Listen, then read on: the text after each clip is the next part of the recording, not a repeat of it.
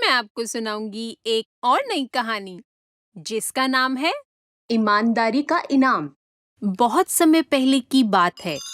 किसी गांव में बाबूलाल नाम का एक पेंटर रहता था। वह बहुत ईमानदार था, किंतु बहुत गरीब होने के कारण वह घर घर जाकर पेंट का काम किया करता था। उसकी आमदनी बहुत कम थी। बहुत मुश्किल से उसका घर चलता था। पूरा दिन मेहनत करने के बाद भी वह सिर्फ 2 वक्त की रोटी ही जुटा पाता था। वह हमेशा चाहता था कि उसे कोई बड़ा काम मिले जिससे उसकी आमदनी अच्छी हो, पर वो छोटे छोटे काम भी बड़ी लगन और ईमानदारी से करता था।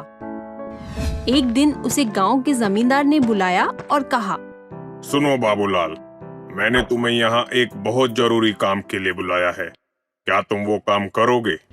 जी हुजूर, जरूर करूँगा। बताइए क्या काम है?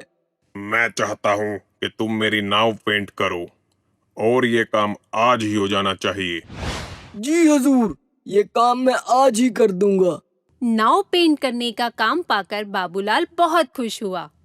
अरे वो सब तो ठीक है, पर तुम पहले ये तो बताओ कि इस काम के पैसे कितने लोगे? वैसे तो इस काम के 1500 लगते हैं। बाकी आपको जो पसंद है दे देना। ठीक है, तुम्हें 1500 मिल जाएंगे, पर काम अच्छा होना चाहिए। जी हुजूर, आप चिंता मत कीजिए, आपको काम बढ़िया ही मिलेगा। जमींदार उसे अपनी नाव दिखाने नदी किनारे ले जाता है। नाव देखने के बाद बाबूलाल जमींदार से थोड़ा समय मांगता है और अपना रंग का सामान लेने चला जाता है। सामान लेकर जैसे ही बाबूलाल आता है, वो नाव को रंगना शुरू कर देता है। जब बाबूलाल नाव रंग रहा था तो उसने देखा, अरे, नाव में तो छेद है। अगर इसे ऐसे ही पेंट कर दूंगा तो ये डूब जाएगी। पहले इस छेद को ही भर देता हूँ। ऐसा कहकर वो छेद को भर देता है और नाव को पेंट कर देता है। फिर वह जमींदार के पास जाता है और कहता है, हुजूर, नाव का काम पूरा हो गया, आप चलकर देख लीजिए। ठीक है, चलो। फिर वे दोनों नदी किनारे पहुंच जाते हैं। नाव को देखकर जमींदार बोलता है, अरे वाह बाबूलाल, तुमने तो बहुत अच्छा काम किया है। ऐसा करो, तुम कल सुबह आकर अपना मेहनताना ले जाना।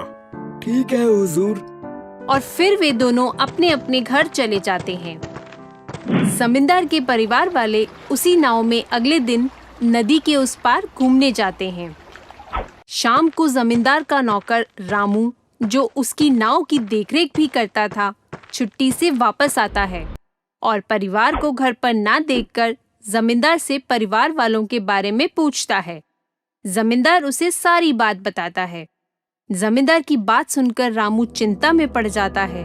उसे चिंतित देखकर जमींदार पूछता है, क्या हुआ रामू? ये बात सुनकर तुम चिंतित क्यों हो गए? सरकार, लेकिन उस नाव में तो छेद था। रामू की बात सुनकर जमींदार भी चिंतित हो जाता है।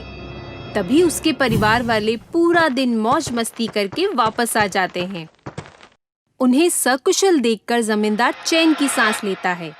फिर अगले दिन जमींदार बाबूलाल को बुलवाता है और कहता है, ये लो बाबूलाल, तुम्हारा मेहनताना। तुमने बहुत बढ़िया काम किया है। मैं बहुत खुश हूँ। बाबूलाल पैसे लेकर गिनता है तो हैरान हो जाता है, क्योंकि वो पैसे ज्यादा थे। वह जमींदार से कहता है, हुजूर, आपने मुझे गलती से ज्यादा पैसे दे दिए हैं। नहीं बाबूलाल, ये मैंने तुम्हें गलती से नहीं दिए। ये तुम्हारी मेहनत का ही पैसा है। लेकिन हुजूर, हमारे बीच तो 1500 की बात हुई थी। ये तो 6000 है।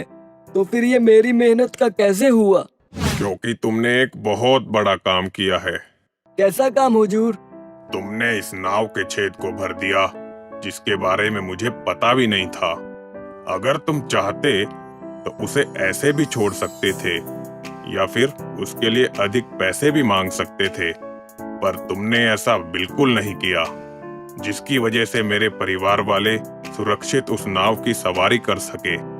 अगर तुम उस छेद को ना भरते तो मेरे परिवार वाले डूब भी सकते थे। आज तुम्हारी वजह से वो सुरक्षित है, इसलिए ये पैसे तुम्हारी मेहनत और ईमानदारी के हैं। पर हुजूर, फिर भी इस छेद को भरने के इतने पैसे तो नहीं बनते। बस बाबूलाल बस, अब तुम कुछ मत कहो। ये पैसे तुम्हारे ही है, तुम इसे रख लो। जमींदार की बात सुनकर और पैसे लेकर बाबूलाल बहुत खुश हुआ और कहने लगा, बहुत बहुत धन्यवाद जमींदार साहब। ऐसा कहकर वह खुशी खुशी वहां से चला गया। तो बच्चों, इस कहानी से हमें ये शिक्षा मिलती है कि हमें अपना काम हमेशा पूरी लगन और ईमानदारी से करना चाहिए।